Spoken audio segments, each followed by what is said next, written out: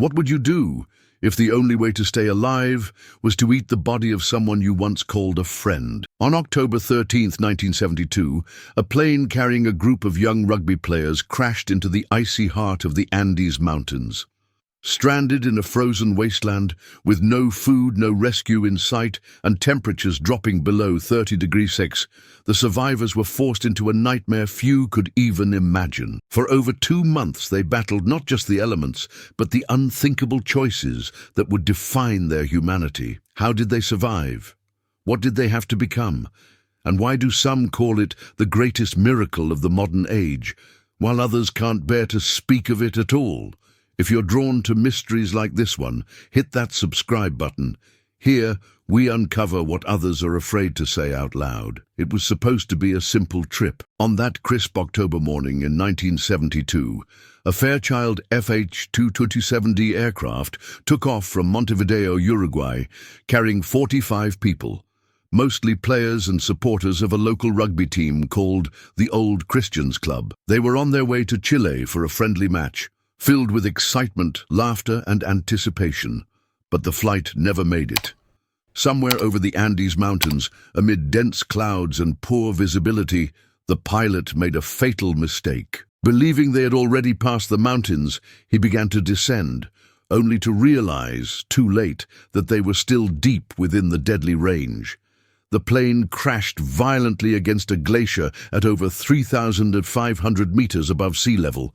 12 people died on impact. The rest, trapped, injured, in shock, surrounded by endless snow, ice, and silence. The radio was dead. The cold was unbearable, and worst of all, no one knew where they were. At first, they believed rescue would come in hours, then days. But as time passed and the food ran out, hope began to rot in their hearts. They rationed chocolate, wine, even toothpaste. They melted snow to drink. They wrapped themselves in airplane seats to stay warm. But nothing prepared them for what was coming. The mountains weren't just a prison. They were a test of sanity, of morality, and of how far a human will go when death is only a heartbeat away. Day by day, survival became strategy. With no sign of rescue, the survivors began organizing themselves. They built a makeshift shelter, using parts of the plane's fuselage, huddling together to conserve body heat. They assigned roles. Some were in charge of melting snow for water, others gathered materials for insulation. They even held daily meetings to boost morale. But optimism faded fast. They had almost no food, a few chocolate bars, some wine, tiny rations meant for a couple of days, stretched out for weeks. Every crumb was calculated, every sip debated. The pain of hunger became unbearable. Some passed out, others grew delirious. And then, more tragedy. 8 days after the crash, an avalanche buried the wreckage while they slept. It killed 8 more people instantly, including the team's captain. The rest were trapped for days beneath snow and debris, suffocating in darkness. When they finally dug out, they realized they were fewer, weaker, and more alone than ever. But that wasn't the worst part. One morning, they tuned into a small transistor radio, hoping for news. What they heard chilled them more than the icy wind. The search had been called off. The world believed they were dead. That's when a terrible idea took shape. An idea so horrifying, most of them refused to say it out loud. When starvation speaks louder than reason. At 3,500 meters above sea level, the human body begins to break down. Muscles dissolve, organs weaken, thoughts blur. And as the days dragged on, the survivors began to realize a horrific truth. There was no food left, no wildlife, no plants, nothing but snow, rocks, and the frozen bodies of their friends. The idea was first whispered, then debated, then slowly accepted, not with ease but with anguish. These weren't strangers, these were teammates, classmates, brothers, and yet they were also the only source of protein available. Many wept, some prayed. A few refused at first, but their resolve crumbled with each passing hour. They told themselves it was sacred, that it was a sacrifice, that their friends would have wanted them to live. They removed flesh with shards of glass. They dried it in the sun to preserve it. Every bite was a battle between survival and guilt. But something strange happened. Their bodies began to recover. Energy returned. Minds sharpened. For the first time in weeks, they could think clearly. They could plan. And one idea became louder than the others. They had to leave. If rescue wasn't coming, they would have to find it themselves. But climbing out of the Andes, on foot, without maps, proper clothes, or any guarantee of direction, it sounded like suicide, and yet it was their only hope, the impossible path to salvation. After 61 days in the mountains, Nando Parrado, Roberto Canessa, and Antonio Vizintin made a decision that would change everything. They would climb out of the Andes and find help, no matter the cost. They had no mountaineering experience, no warm clothing, no climbing gear, just makeshift shoes wrapped in insulation, scraps of food, and the will to live. Before leaving, they embraced each of the remaining survivors. It could be the last time they saw them. And as they set out into the icy void, no one truly believed they'd make it. The climb was brutal, the air was razor-thin, the terrain was endless snow and jagged stone. Temperatures dropped below freezing at night. They slept in the open, wrapped in aircraft insulation, huddled for warmth. Vizintin, too weak to continue, turned back after a few days. Parrado and Canessa pressed on. They walked for 10 days, across peaks, through valleys, driven only by instinct and desperation. Just as they began to lose hope, they spotted a river, and then cattle, and finally a man across the water. They screamed, waved, cried. The man couldn't hear them over the rushing current, but the next day he returned. With help. The miracle had begun. By the way, if this story is gripping you like it gripped us, give the video a like and tell us in the comments what part shocked you the most so far. The miracle becomes real, and the world holds its breath. On December 20th, 72 days after the crash, a rescue helicopter reached the crash site.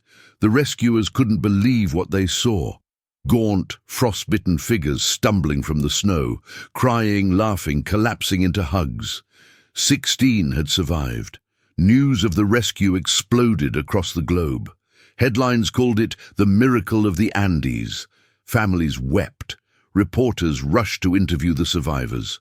But then came the other story.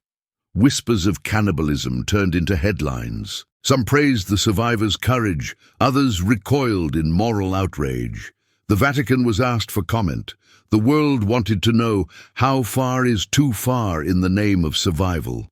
The survivors were hesitant to speak at first, but eventually they told the truth, not to justify, but to honor the sacrifice of those who had died.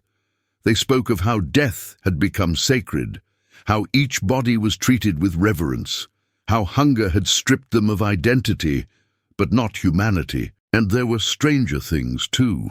Some described near-death visions of glowing lights, of voices guiding them through the cold. Others claimed they felt the presence of the dead walking beside them. One survivor said, "We weren't alone on that mountain. Something or someone was helping us." Most of them emerged changed, not just physically but spiritually. They weren't just survivors. They were witnesses to something far beyond explanation. They survived the mountains, but not the judgment. When the full story came out, the world was divided. For some, the survivors were heroes, men who defied death and showed the strength of human will.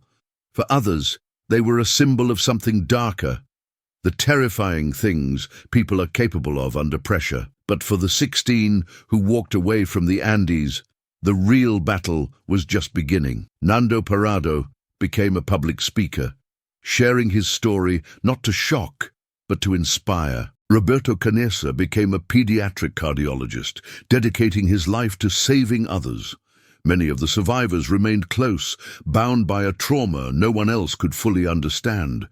Yet they all carried scars, nightmares, guilt. The memory of the mountain never left them. They had to explain, again and again, that what they did was not madness, it was love. That eating the bodies of their friends wasn't savagery, It was an act of communion, of spiritual sacrifice, of keeping their souls alive. And slowly, people began to see it not as a horror story, but a miracle. The wreckage of the plane still lies high in the Andes. Some call it a tomb, others call it a shrine.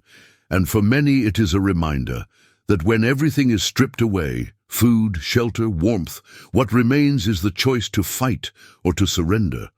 They chose to fight, and that choice changed everything. So now, knowing everything they endured, let me ask you again, what would you do to survive? Would you cling to morality, or let instinct take over? Would you give up, or walk into the unknown with nothing but hope in your hands? The story of the Andes isn't just about snow, starvation, or tragedy. It's about the unimaginable strength of the human spirit, about how far love can go when life is hanging by a thread, and about how survival sometimes demands that we cross lines we never thought we could. These 16 souls didn't just survive a crash, they survived themselves. And in doing so, they showed us that the most powerful force in the world is the will to live. And maybe that's the real miracle. If this story moved you, don't forget to subscribe and share what surprised you the most in the comments. See you in the next mystery.